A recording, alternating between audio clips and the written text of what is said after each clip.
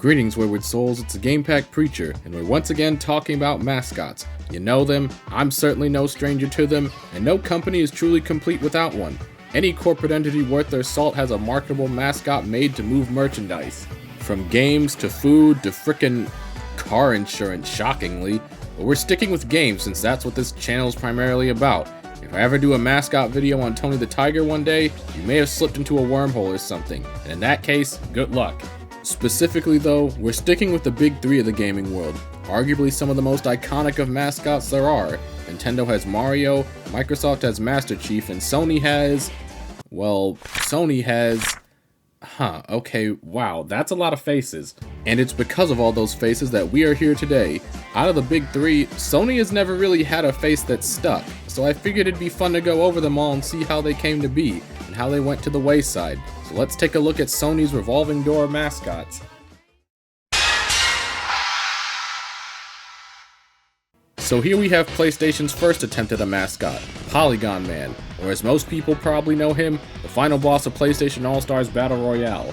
And considering most people have never heard of this man until he showed up in a mediocre Smash clone 17 years after his conception, you can probably take that as a measure of his staying power. So yeah, the first attempt at a mascot didn't really pan out, and I mean it's not really a secret as to why. Don't get me wrong, the polygon look can be charming given the right art style and whatnot, but this is not one of those cases. Even the global head of the brand at the time thought that he was creepy, and I mean, he had a point.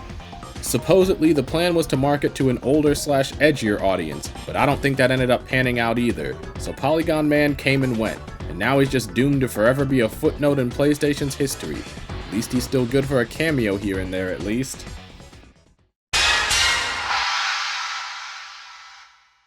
Alright, now we're cooking with some gas. So yeah, here we have Sony's unofficial mascot, Crash Bandicoot.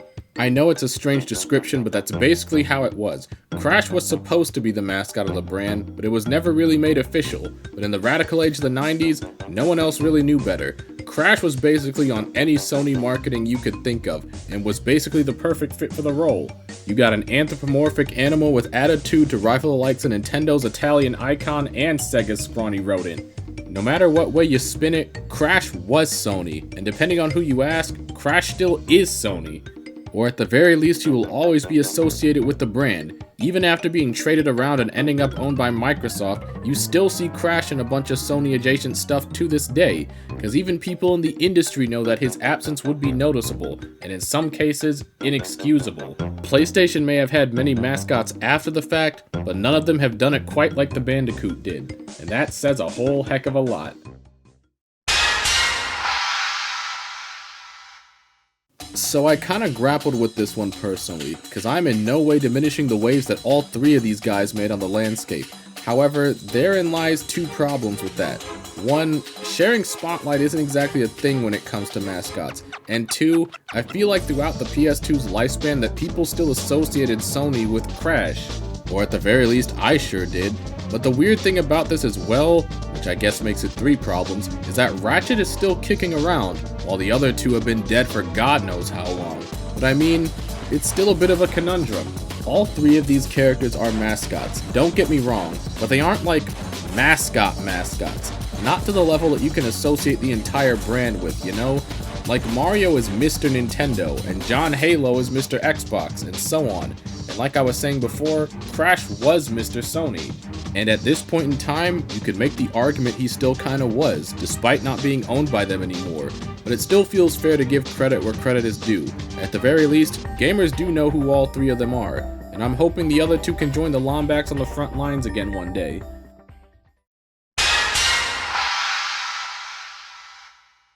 Oh, Sackboy. Poor Sackboy.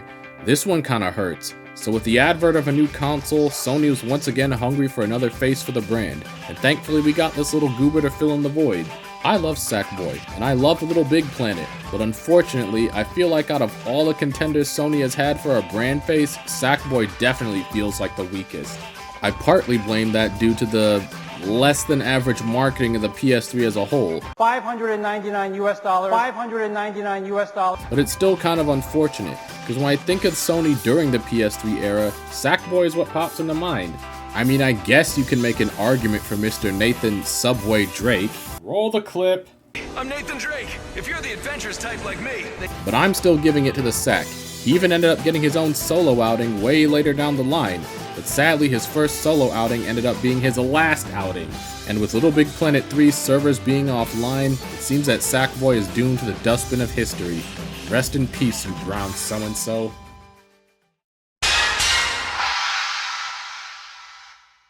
Listen, I'm gonna be 100% honest. The only thing Knack should be the face of is a picture taped onto a clay pigeon for some skeet shooting, but I'm nothing if not thorough, so I'm putting him here. Knack was a launch title for the PlayStation 4, and if there was an attempt to make a new face for the brand, I'd call this attempt an outright failure. A mascot is supposed to have an appealing design. Knack? Yeah, no. A mascot also needs to have charm and personality. Knack has about as much of that as the bricks that he's made out of. Crash can't even talk and he has more charisma than him. And most importantly, if you're gonna make a name for yourself in anything, you should probably make sure your product is good. Spoiler warning, Knack is not a good game. Maybe one day I'll talk about it in length, but for a short review, I've never played a platformer that de-emphasizes the platforming. But there's a first time for everything, I guess. He did get a sequel, somehow. Not sure if it's any better. Maybe one day I'll find out. But yeah, Knack is definitely a character that should not come back.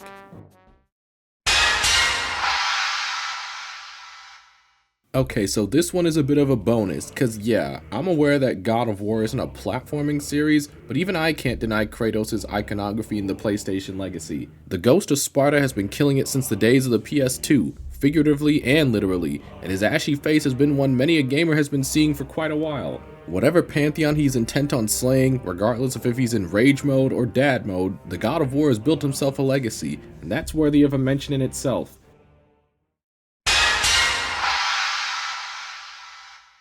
So here we are at the edge of the cosmos and the end of our list of faces with this funny little guy, Astrobot. Our most recent of faces and arguably the strongest contender Sony has had for one since the Bandicoot. The little guy started out on the PS4. Literally, every PS4 owner has Astro in their console thanks to his first appearance in the Playroom, which was a tech demo for the console. After a couple more outings and a console generation later, the bot made a return splash in 2020 with another tech form in the new PS5, this time around being called Astro's Playroom, also known as the best tech demo for a console ever made. And apparently the world thought so too, because Astro ended up getting his own standalone game last year, that being the gloriously named Astrobot, aka Game of the Year, aka go play this game right now. AKA seriously go play this game right now, it's so freaking good and makes me wish I had a PS5, But yeah, Astrobot was a critical darling, and it's very deserved, and hopefully the sales numbers have been matching, at least in relation to how many people actually do own a PS5. Now some may see Astro's success as just riding off the coattails of Sony's plethora of other franchises, and I suppose that could be true, but where others see a simple dress-up doll, I see a blank canvas, full of potential. I'm sure Astro can stand on his own 2 feet, and I know Team Asobi has the chops to make it happen. PlayStation has to capitalize on this little dude. If they don't, well, there's plenty of company waiting for him in the dustbin, but I pray that it does not come to that. But honestly, I don't think it will. Heck, the little dude's even in commercials of his own. That hasn't happened since... Subway, where winners eat. Ow. And there you have it, really. PlayStation's whole laundry list of mascots over the years. Honestly, it's kind of been fun looking over these little goobers, and it's also been kind of interesting considering that PlayStation's really the only company that has this sort of issue. Anyway, if you think one of their other faces was worth a mention, maybe let me know in the comments below.